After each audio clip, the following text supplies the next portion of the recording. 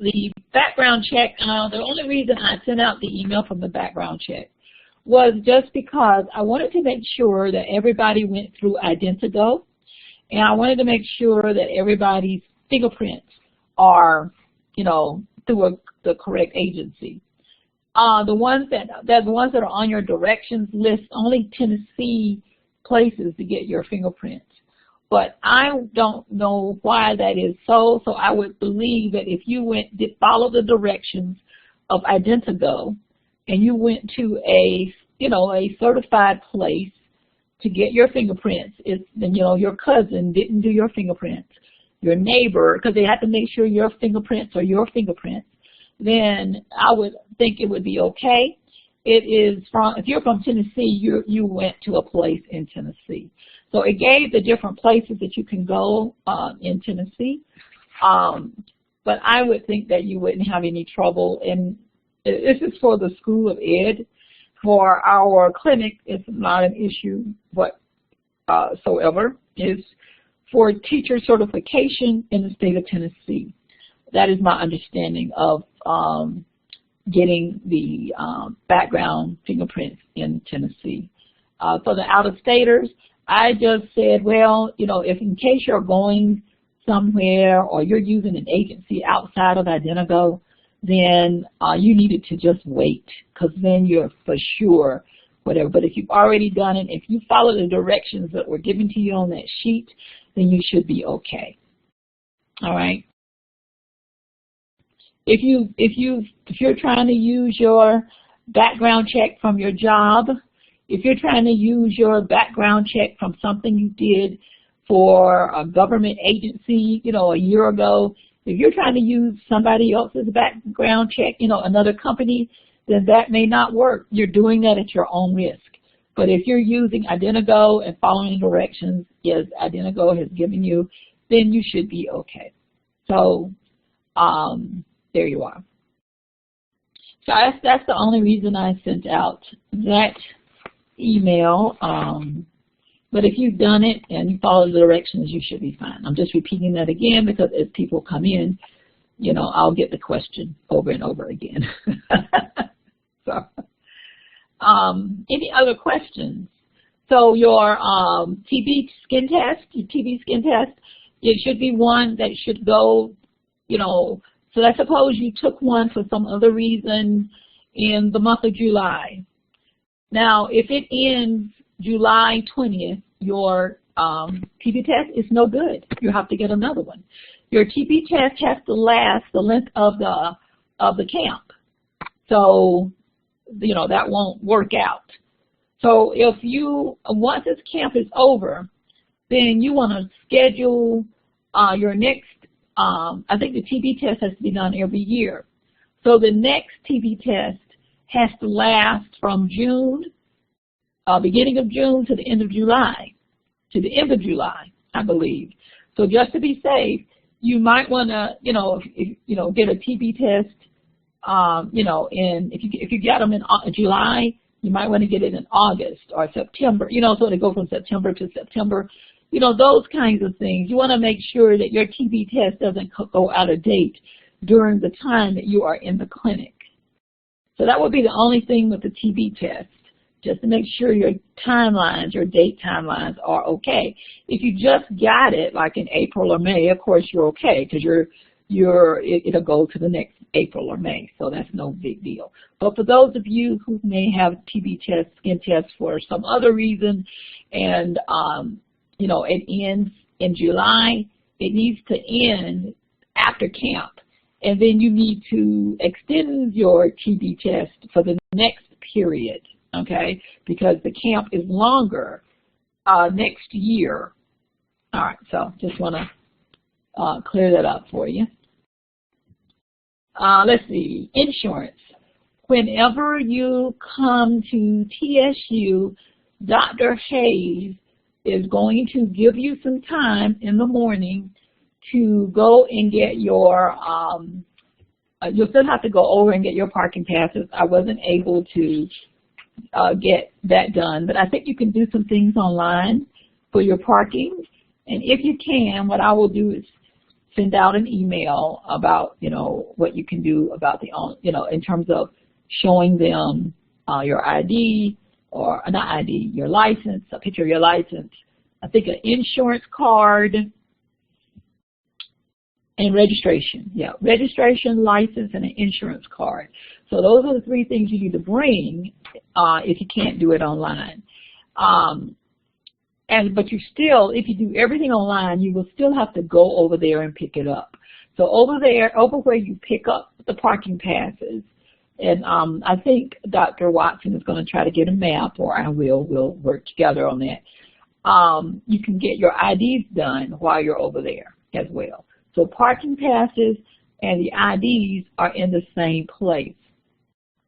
In terms of your liability insurance, I will have to get you the number for that, but I called the Bursar's office, and I found out that you can pay for that online, but you will have to give them the insurance account number. So I'm trying to get that. I'm on vacation, so when I get back, I will get that for you. Okay, what did she say about the insurance? Oh, she just said, well, the only email she sent me was just to make sure that you have it. Go to the Bursar's office and pay. Well, oh, okay, all right. Maybe they couldn't get the account number. When I left, Ms. LeJune Watson, the secretary, she was going to hand the account number to me to give to all of you. No, no. I don't want to. I'll just talk to Dr. Watson. And if she wants you to go to if you could do it at the Bursar's office, you have to go there anyway and pay for parking. So I was trying to see if you could get things done before, so you wouldn't have to make so many trips or do so many things on that first day. But I'd rather not anymore. Just go ahead and just, follow those directions, so you won't have different directions. And I'll just follow what she says, and you just go on over there to the Bursar's office, pay for your insurance, pay for your parking, and go ahead and get your ID. But make sure for your parking to bring your driver's license, to bring your insurance, driver's license, insurance, and registration. They want to see all of those.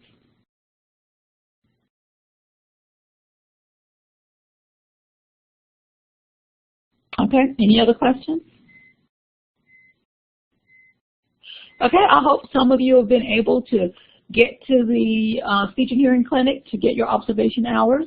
I will, when I get back in Nashville, I will go ahead and observe and approve your observation hours next week. Well, I guess this is this week. I feel like it's next week, even though, because I feel like since I'm still here, like this is the weekend. I can't have to keep pinching myself to let myself know that today is Monday. This is Monday.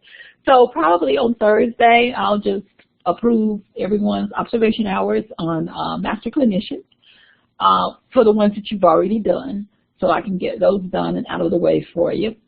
And the other ones that you need to get them either through TSU's clinic. And so I know some of you have already shown up for the camp. The camp is a surefire way to get them, because you're going to get at least 3 hours in one trip. And you can also stay for the clinic, and you can ask the clinical supervisors about the schedule there. And after you finish the camp, you can go and observe some people in the regular clinic with permission from the supervisors. No, Michelle, I told y'all what to do with those. I don't want any of your stuff. You bring all of your things to the orientation.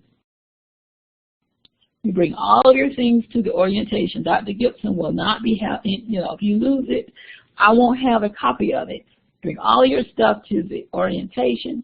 You give it to however Dr. Watson has it set up. So I'm not sure what her organization is, if she wants you to hand it to your supervisor, because you will be given a supervisor, or if she wants you to, turn it in during the clinical orientation.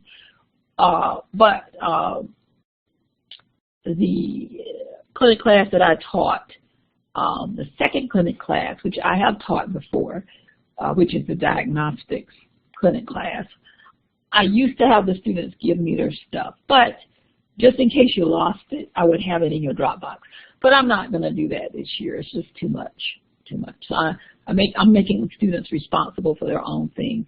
The one thing that you need to know is you always make a copy of everything. You know, make a copy of your TB results, make a copy of your observations, just make a copy of everything, you know, for just in case. And you keep those copies for like 10 years. You keep those copies until you get your CCCs. That's what I did. I kept copies of everything until I got my C's, because you just don't ever know. A building may burn down. A computer may get destroyed at the university, you know, and nobody can find anything. So you keep copies of everything for the years until you get your C's. So once you get your C's, then you are okay. All right, as long as you pay your dues. Okay, so then, you know, no one ever asks you for anything else, any proof of anything else other than your C's.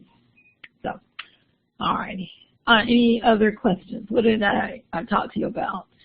Okay, your observation hours. Oh, also know that coming to the speech camp, I just want to repeat this again so that you will totally understand my position. I am only the middle person. I don't make the rules about the clinic. I don't make the rules about the camp. I am the middle person here, and I'm only trying to give you the rules from the way they've been given to me. And Dr. Watson is new, and she's making some changes from the last person who was the director. So sometimes there may be some miscommunications because what is in the old classroom is different. It might be just a slightly different than the way Dr. Watson may want to do it. And because it's, you know, she's organizing it currently. So, but in terms of the observations, to go to the speech camp to get your extra observations, it is not a requirement from me or from Dr. Watson or from anybody in the department for you to spend your money and go to the speech and hearing clinic, you know, for the speech camp. It is not a requirement for you to come on that Monday, July 2nd. It wasn't said in that email that it was a requirement. I don't know why any of you would think that it was a requirement, but you did. Some people did. It is your option how you get your observation hours. It is your option.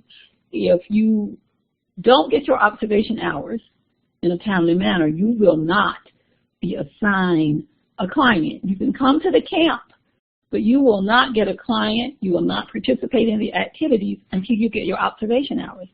So the timeliness of it is on you. What I tried to do was to give you options, and what the department tried to do was to give you options by talking about master clinician.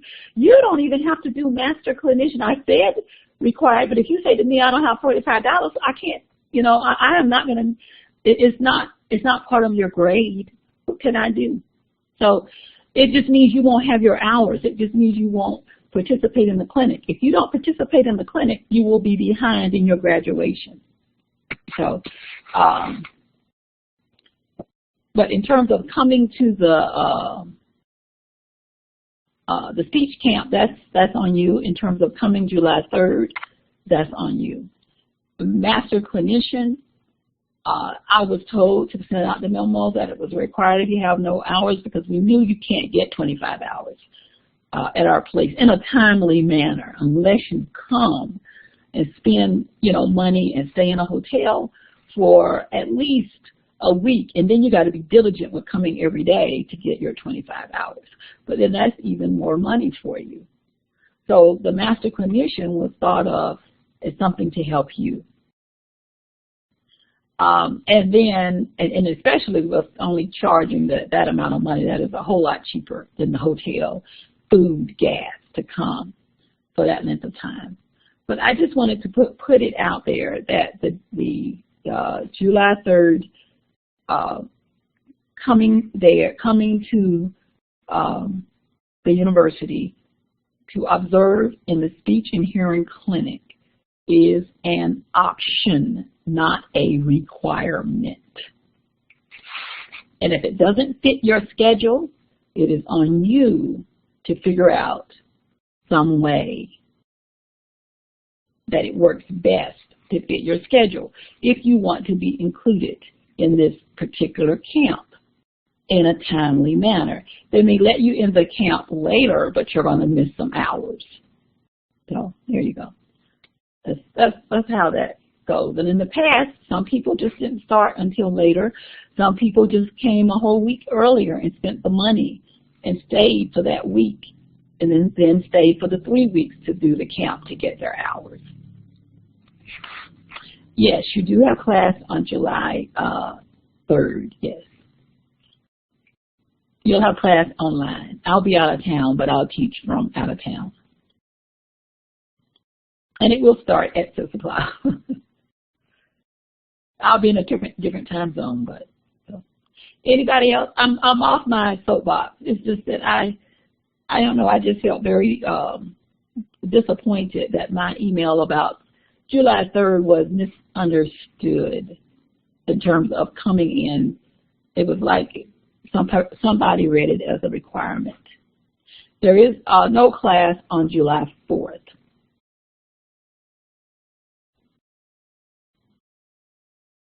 Anybody else? Because July 4th is a holiday, Jenna. Yes, Tiffany, I mean, if you follow the directions, you should be okay. I mean, if you've already been fingerprinted and you went through Identico, you should be okay as long as you go through Identico. That's the company that the university picked. And they'll give you the directions. Now, if you didn't follow what they said and you went off on your own to do your own thing, then you may be in jeopardy of the university telling us that you did not present a background check. But they will contact us.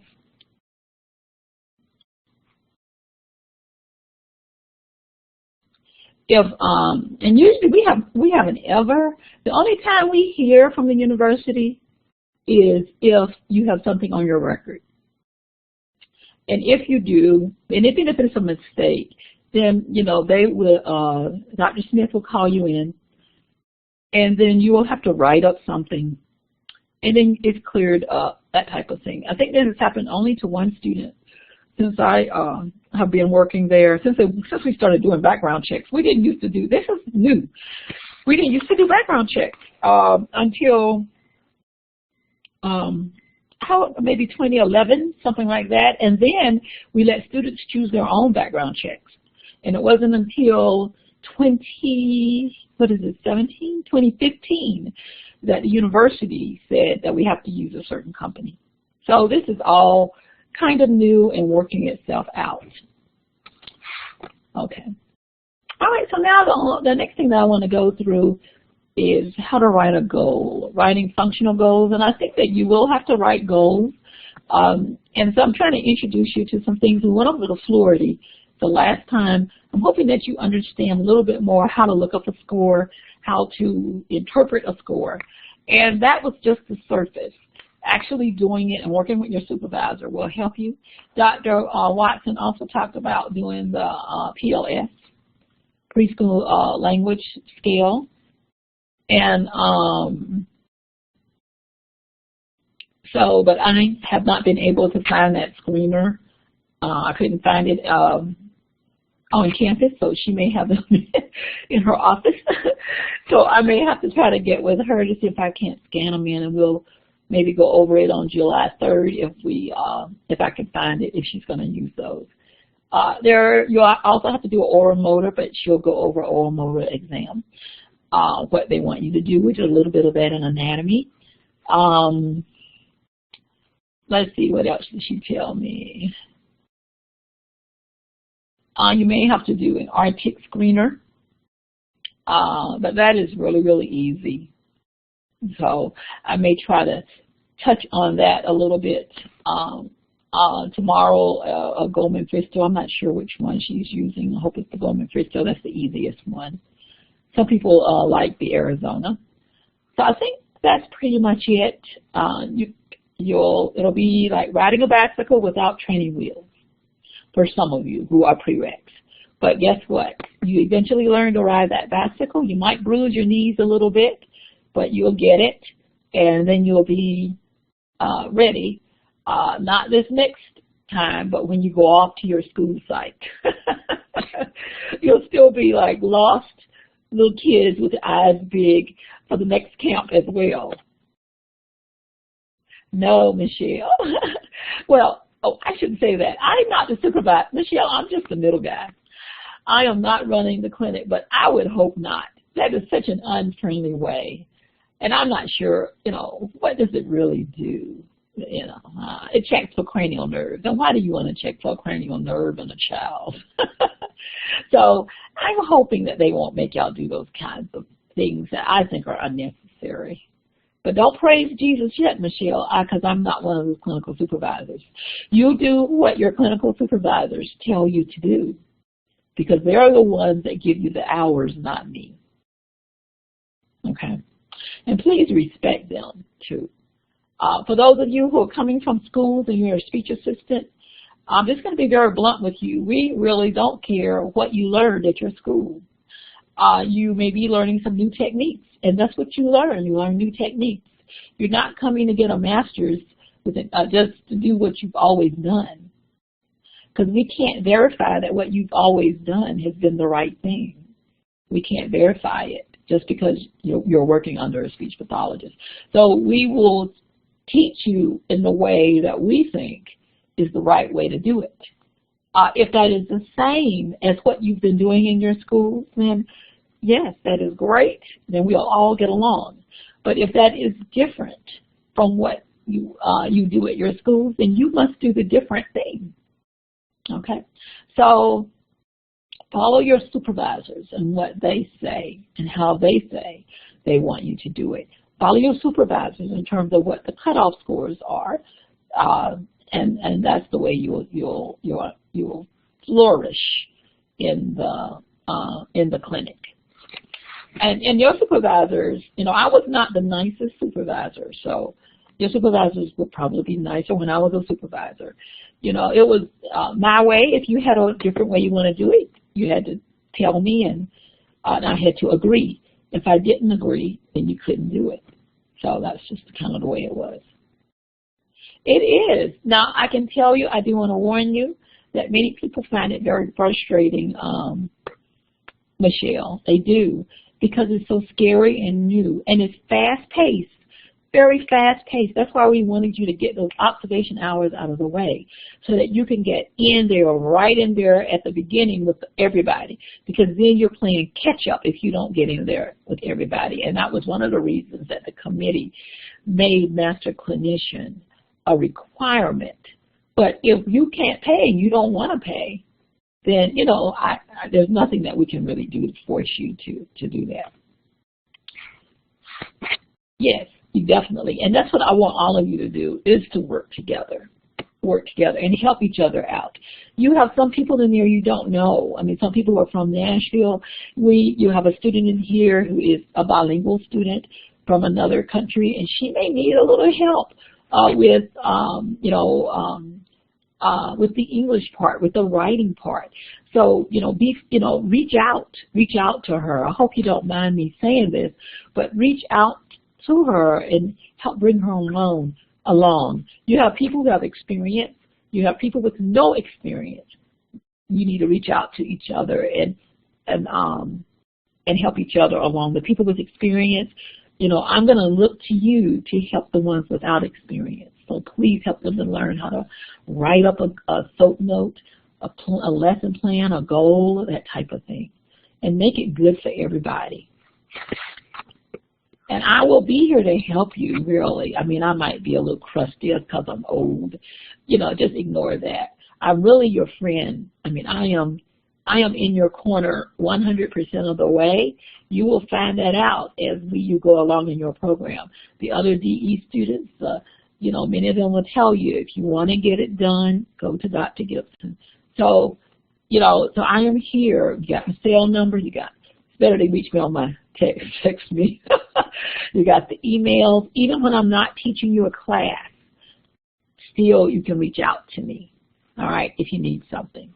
All right, because I am the graduate coordinator as well. So I have to make sure that you have all the things that you need in order to graduate.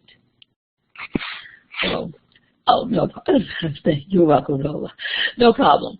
So anyway, so when you write a goal, let's hurry up and talk through these goals.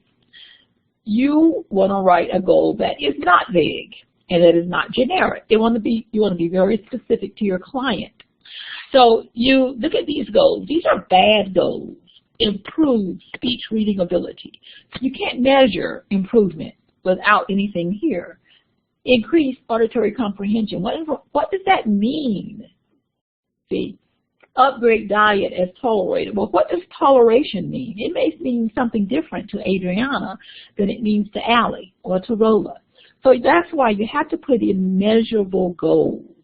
So treatment goals should have an expected outcome. So what you want in your goal, this is what you want to have. What the client or caregiver will do. So what will the client do? Will they produce a word? Will they point to a picture? What will they do? What new skills will the client do? What is the method that you're going to use? Are you going to use imitation? Are you going to use picture description? Are you going to use reading? What is the method? What is the level of independence the client is expected to achieve outside the treatment facility? And then you want to establish the baseline from initial evaluation so you can do a goal. So what is it that the client can do on this goal? Let's suppose it's an F, because that's easy to talk about our TIC.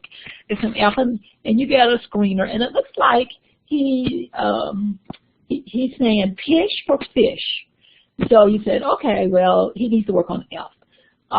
Then you will then see how stimulable the child is. And so you pick out some F cards, and I hope that you use context and contextual cues in terms of your F words that you want to pick out. But because you're establishing baseline, you may just pick out any F words, not F blends, but just F words. So you wouldn't want to do FL or FR. You want to go with just the F and then the vowel, right?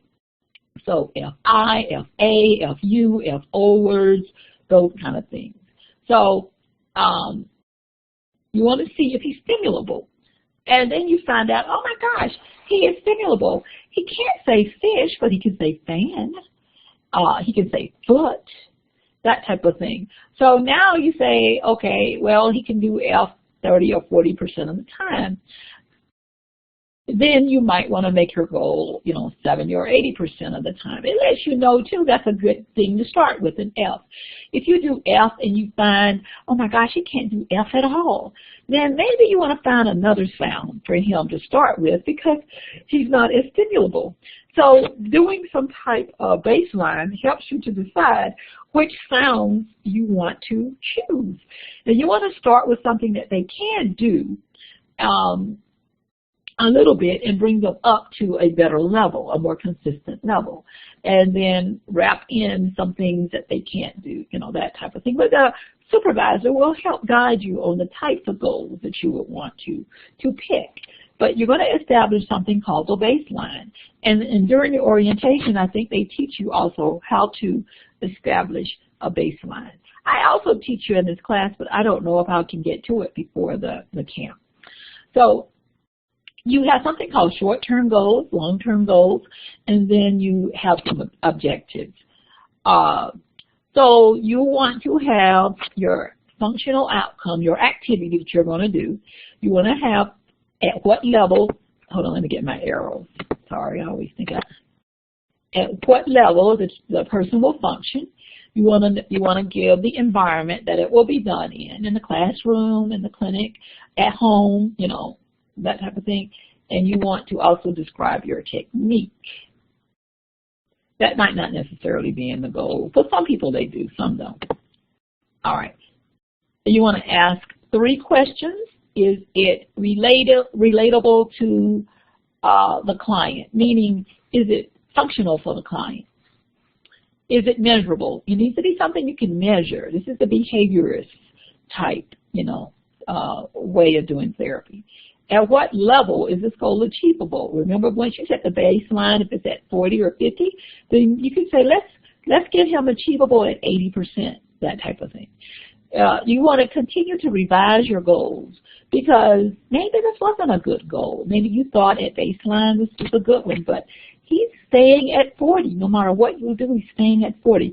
So maybe you want to revise it a little bit in terms of maybe you should say 60%. Or maybe you don't even want to do that goal anymore based on his reaction or her reaction. Now, when you write a goal, you want to use active words like identify, name, read. Do you see how these are things I can actually see them doing? Discuss, lift, walk, describe, things you can see them doing. Improvement you can't really see, you know what I'm saying? That type of thing. You want to use goals. You want to make SMART goals.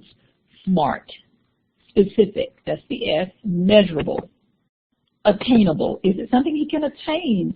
Don't give him a goal that is too hard because that's so frustrating for you and for the child. You want it to be a realistic goal and you want it to be timely.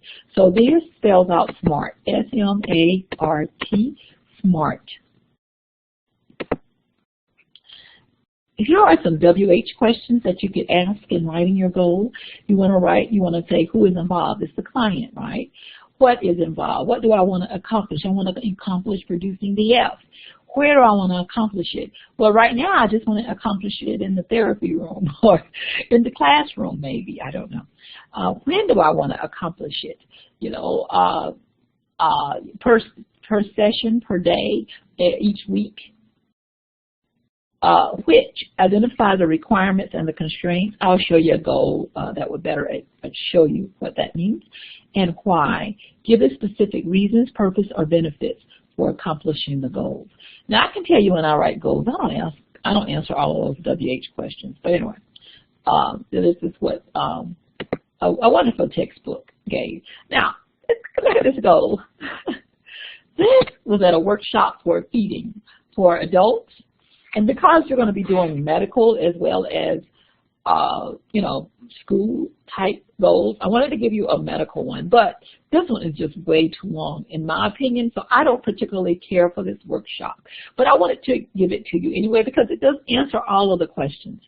And this is a goal they made for Medicaid reimbursement. All right, patients' oral skills will improve through increased ability to lateralize the tongue, so that he can masticate, that means to chew, a soft, solid bolus. A bolus is just a bunch of food, like a spoonful of food that's in the mouth. The bolus is the food in the mouth. Soft, solid bolus during meals with the family, and propel it. Propel it means pushing it back through the oral cavity with no residue, meaning that there's no food left in the oral cavity or in the back of the mouth. A lot of times they'll get food left in the valvulae, and then they'll want to cough up a little bit. On 90% of the trials with no cues. So no cues from the therapist, no cues to say swallow again. A lot of times they'll swallow one time, we'll say swallow again. That type of thing. Because if they swallow twice, they can clear their oral cavity and have no residue within a 4-week period. So that's the time frame that you want this client to achieve that in. So you have the who, the what, the when, the which, and the why. Oh, I don't see the, here's the where. I didn't put it in caps. There's the where. Okay? See, at family meals, during meals with the family. So this was a workshop that was attended by one of my colleagues, and she gave me the information from the workshop, and I thought this was a great example of a big goal that answers all of the questions, all of the WH questions. Whoa, dating back to November. But where are they? I mean, they should have been done. I'm not understanding. And Folk Notes, we'll go over that next week, Shelton. No, we're going over it today. I think it is part of this PowerPoint. Shelton, where are you working? Now, here are some goals here that you may see more. This looks more like what you would find in the schools, this goal right here. Oh, that's right. Okay. So this is right here, Shelton. Take this example here and use it. Yeah, this was for Medicaid, Medicare reimbursement. Now, these types of goals you will see more in a school or private clinic setting. So, child A, and then you would put the person's name, usually, will correctly produce a fricative. Now, some people will put the sound like F or F, and then they'll put a list of sounds. You know, you'll go by your supervisor. You'll see that not this year, but next year, you'll have 3 different supervisors, and they'll all be very different in how they want you to write their goals. So here, this particular example talks about a fricative. So you'll have to know what your fricatives are, right? What is a fricative? I mean, it could be an F, it could be an S, it could be a V, SH, it could be any of those, any kind of noisy kind of continuant noisy sound.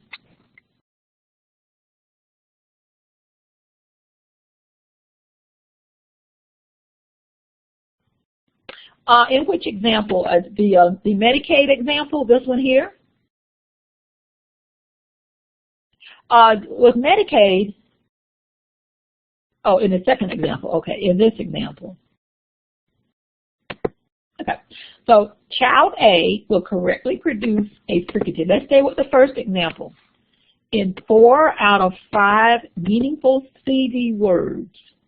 So 4 out of 5, that's your measurement. So you give them 5 pictures, 4 out of 5, that's 80%. So he'll produce an F, let's say F, let's keep it at an F. In CV words, look what they said, CV words. So now you can't do CVC words, you're talking about CV. So, oh gosh, F. What's a CV word with F? Maybe that's not a good one. Because they just CV words, and they say nonsense words. Anybody can think of a CV word with the C as an F, a consonant F? Oh, that's a good one, thank you. Fee. Oh, faux.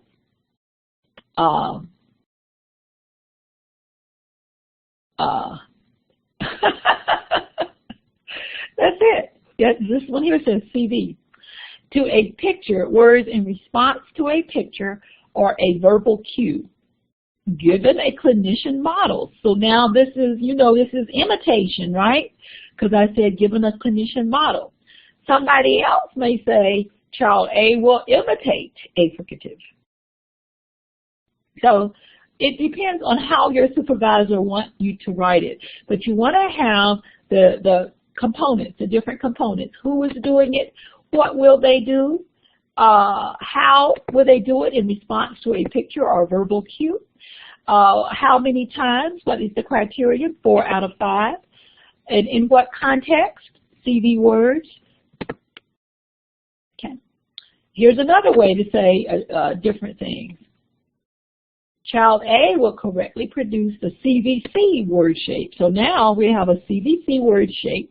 So now we're talking about a child who either may be leaving off the final consonant or a child with very little vocabulary. Okay, so CVC looks like that maybe he's only doing CVs. So now you want him to do the final consonant, CVC word shape, for 4 out of 5 CVC words. But they don't give you any kind of sound to produce, like fricatives or continuants or stops. So this may be more vocabulary here. So you may give them a word like dog, cat.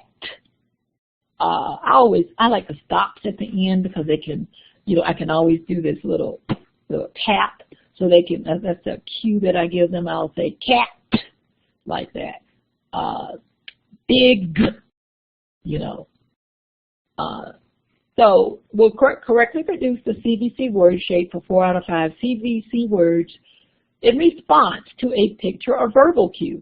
So in response to a picture, so you show them a picture, that's how you're going to do it. And then they say cat. Or a verbal cue. You might show them a picture and say, what is this? That's your verbal cue. Okay? And they say cat. And they have to do this 2 out of 3 consecutive sessions. So out of 3 sessions, consecutive sessions, they must be able to do 80% of these words, CBC words, 2 out of 3. Any questions so far? CBC word shape. They're just meaning CBC words. They just said shape, like a syllable versus a word versus a phrase. That's just wording. Child A will produce consonant clusters. So consonant clusters, regardless of consonant accuracy. So here they don't care that the child got it right. So let's suppose you take the word FL, and they say, they used to say, let's take the word fly. And let's say they said Y. I see a Y. Okay, I see a Y. So in this case, the child has dropped the F, right, and changed the L to a W and got Y. And so what this clinician wants the child just to recognize that there are clusters, that there are 2 consonants there together. So the child can say fly, and say pwy, but it doesn't matter. He got it right because he's recognizing that there are consonant clusters. You get it? So in 8 out of 10 opportunities, 80%. So now instead of 5 opportunities, you want to give them more opportunities, you're going to give them 10, but it's the same percentage. But it gives the therapist who's reading your report, the therapist will know that you did 10 opportunities instead of 5. Because if you say 80%, you know, did you do 20 times? Did you do it 10 times? Did you do it 5 times in one session? This is more specific to let the therapist know who comes after you how many opportunities you gave the child to produce it. And then over 3, listen to this, over 3 consecutive sessions. So these are 3 different ways to write a goal that is measurable, tells who's doing it, what they're doing, and what they're doing, and how they're going to do it. Okay, SOAP notes. They're going to ask you to write a SOAP note during the camp. There are 5 parts of a SOAP note, and as you can see, S, subjective, O, objective, A, analysis, P, and plan. All right? So the subjective statement will go there. Hold on. Subjective statement. This is any information about the client given to you by someone else that you cannot verify, but it may have an impact on therapy. Let's just suppose they say they have a stomach ache. You can't really verify, but you could have to put that the child reports a stomach ache because it could impact therapy. So mother reported A missed 2 days of school during the previous week. So missing 2 days of school during the previous week may have an impact on whatever your goals are, especially if it's classroom-related type goals or literacy goals, that type of thing. Your observations about the client's behavior, attitude, and motivation during the session. You need to be objective. You know, don't be too personal. Don't get too, much on your soapbox. If a kid hurts your feelings, or a parent hurts your feelings. For example, you want to say that they were cooperative during the session and needed only 2 reminders. Oh, this is so nice. Needed only 2 reminders to stay on task. I used to say the child was non-compliant. So I think this is very nice. If they're cooperative during most of the session. I used to put non-compliant in this session. Now let me tell you this, if you're trying to get insurance reimbursement, if the child is always non-compliant in your SOAP notes, then that's not good for you getting your money back, because that tells the insurer that maybe you did not get,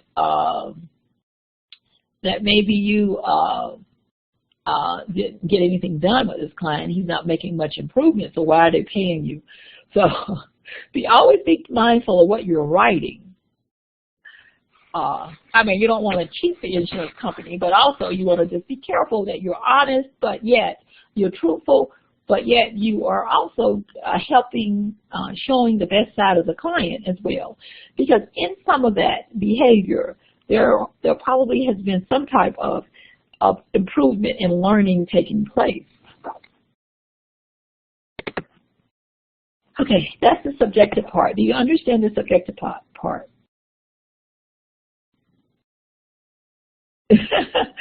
Oh, but you know what? They probably said that she was so uncomfortable. That's probably, I mean, but when you have a little kid in for speech, and you know, they're just an archaic case, and they don't have really any medical conditions, and they're just being really, you know, nasty, mean, then, you know, you might, you know, want to write something, you know, less patient. So there you go. All righty. So objectives. Now this is where you report any assessment activity that went in terms of your data collection. Report the data of the client's therapy session. You don't analyze the data. Here you don't say, oh, he did a great job. Here you just report it. So here's an example. A, completed an NM exercise with 100% accuracy. Example, A, identified source of sounds on Sounds in the World tape. I don't know, I copied this from somewhere, so I don't know. Oh, the source. So I guess he was able to tell, I don't know where they came from. And he was able to do that that day with 55% accuracy. So he was really, really good at anonyms for that session, but not as great on this. I don't know what the major objectives were. I mean, the original. So on your assessment, based on the data in the objectives section, evaluate the client's performance. And here's an example. A, demonstrated progress in understanding word relationships. So here on this one, you would, oh, I guess that would be it, anonyms. And A, has not mastered identifying common sounds. So here, he's not able to discriminate or identify different sounds.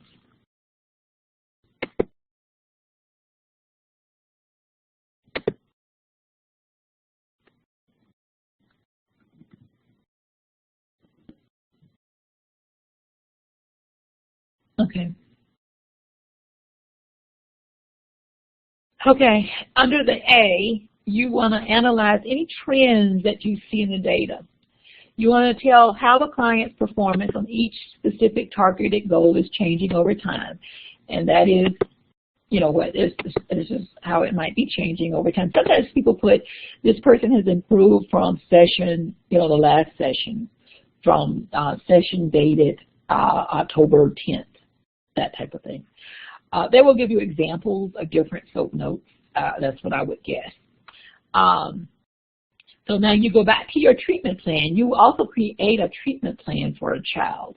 After you do a diagnostic, you do a screening, you do a diagnostic. Now whether you do diagnostics, I don't know. I know you're doing screenings. I don't know if you'll have time to do diagnostics. But in the real world, you do a screening, you do a diagnostic. And then after you say they need therapy based on your diagnostic, you do a treatment plan. And on your treatment plan, you put their goals. So you look at the SOAP note under section A because you pull that goal, right, from your treatment plan. And you look at it and see, are they really making progress based on my treatment plan? And what is the client's progress? You might even want to think about graphing your data for yourself. I think that would be good for the parents to see a graph of how the child has improved in his anonyms from baseline to the first session, second session, and then there'll be something nice to give them at the end. It's just a good visual kind of thing. But if your supervisor doesn't want you to do that, please don't tell them that. Please don't tell them that Dr. Gibson said to do that. That Dr. Gibson said to graph data. No, no. I'm telling you that is something that some people do in their SOAP notes if they want to. It's whatever your supervisors tell you to do. If I'm your supervisor, then I might tell you to do it. Okay, what modifications to your goals are needed? So that's why you want to look back at your treatment plan and at and when you're analyzing in A and in the assessment part, your goals for that session. Do I need to make a change in something? Do you need new goals? Should you make the task easier? Do you need to break down the steps? So it's not just about writing down the percentages. So in your head, you want to think about what it is that you're going to do. Should you increase the reinforcement schedule? In the reinforcement schedule, some people put 1-to-1. 1-to-1 means that anytime a person says something right, the child gets it right, you reinforce immediately. Very good, very good. So you're saying very good, or you're giving them some type of treat, whatever it is your reinforcements are, I don't know. You're doing it after every time he says something. For other people, they say no, it's after, 5. At the 5th time, if he gets it right, then I'll say very good. This is all depending upon your client. Some clients need lots of reinforcement early on, and then you ease up as you have therapy with that client. So this is something that you will learn as you do more and more therapies, as you're with more and more.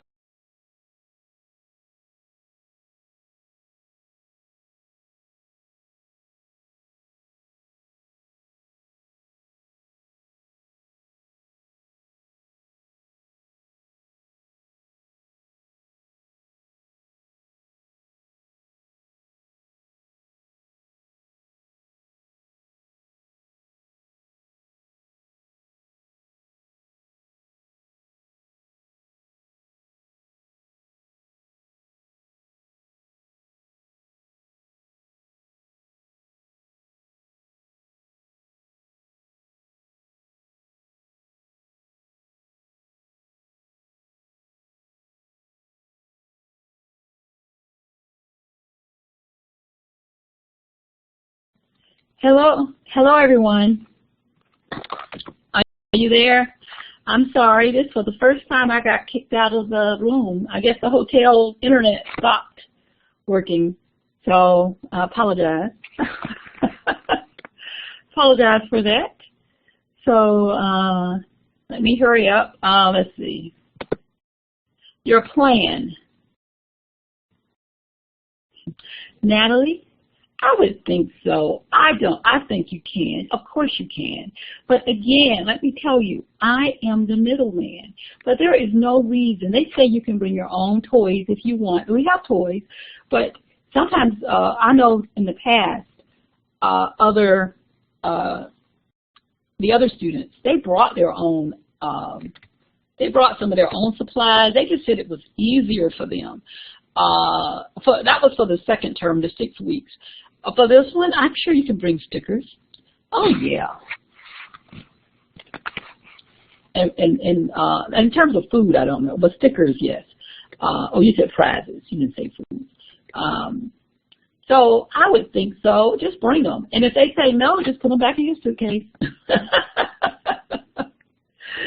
It's really what the supervisors want you to do, but there is no reason for them not to. I mean, we only have a limited supply. I mean, we're not going to provide you but so much.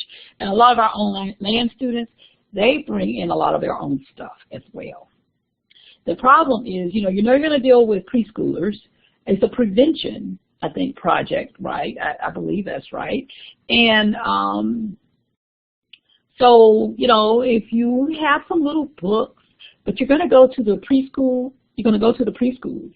They're going to have toys there. They're going to have books there. So I'm sure that you can use the supplies that they have right there in the preschool. Yeah.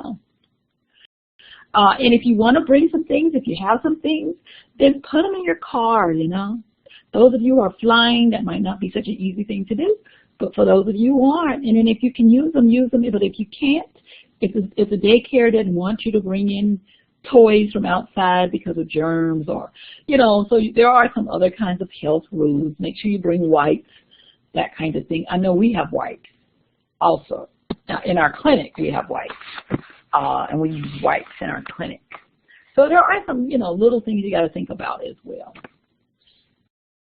Yeah. But you're going to be right there at the preschool. So it should be an atmosphere where there are toys and things around that you could use.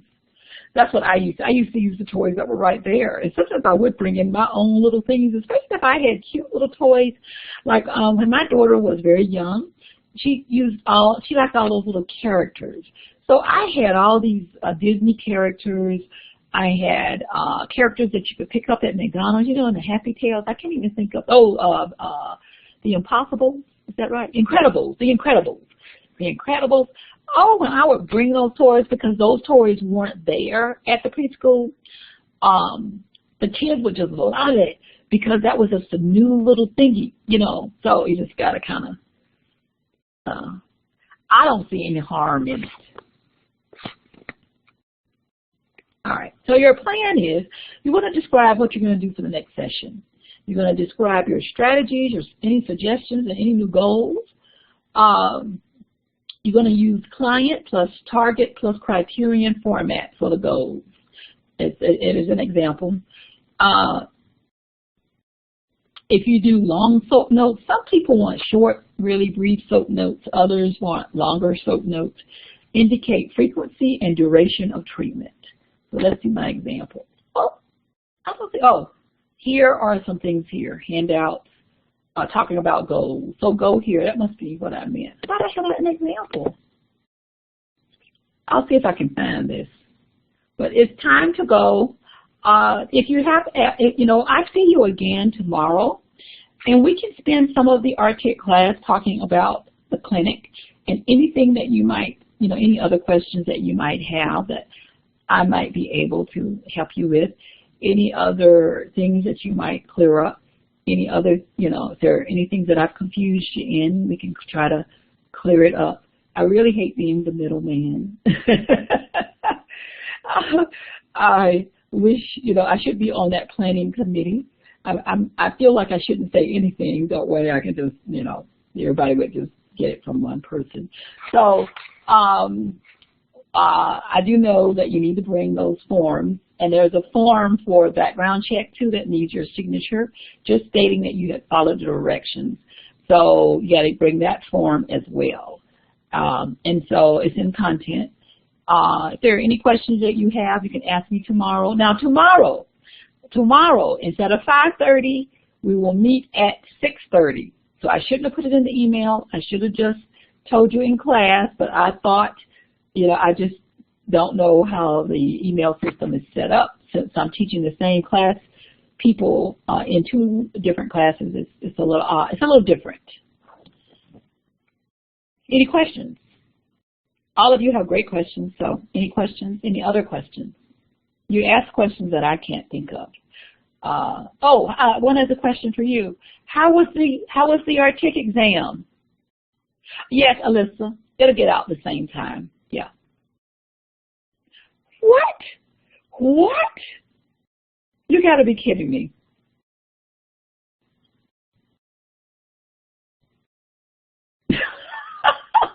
Oh, well, I don't know if I'll have it graded. I doubt if I'll have it graded by tomorrow, but we can talk about it. Really? Wait a minute. Do I have one person who can tell me that it was not? Oh, good, Brittany. Oh, did I put spectrograms on there? Oh, shucks, I may throw those out. I may throw this, because I think I told somebody there were no spectrograms. So I may throw those out. Okay, well then those may be gone, because I think somebody, I think it was Rolla, called me and said, asked me about the spectrograms. And I said, oh, Rolla, there'll be no spectrograms. So I'll have to throw those out, because I did tell that to a student. Oh, good, Brittany. That's good to hear, the short answers. Well, we'll talk about that tomorrow. I'm so... So you don't have to worry about the spectrograms. If you got them right, then I'll give them to you as extra credit. How about that? That's a lot of extra credit. There you go. All right, people. I'll let you go. It's so good to see all of you. And please forgive my fussing at the beginning. Can you forgive me for that? Just tolerate the, you know, older woman's whatever. I am, Whitney. I am enjoying it so much. Thank you. I forgive you. Lindsay, I was joking. So, it's so funny. All right. Good night, everybody. Good night.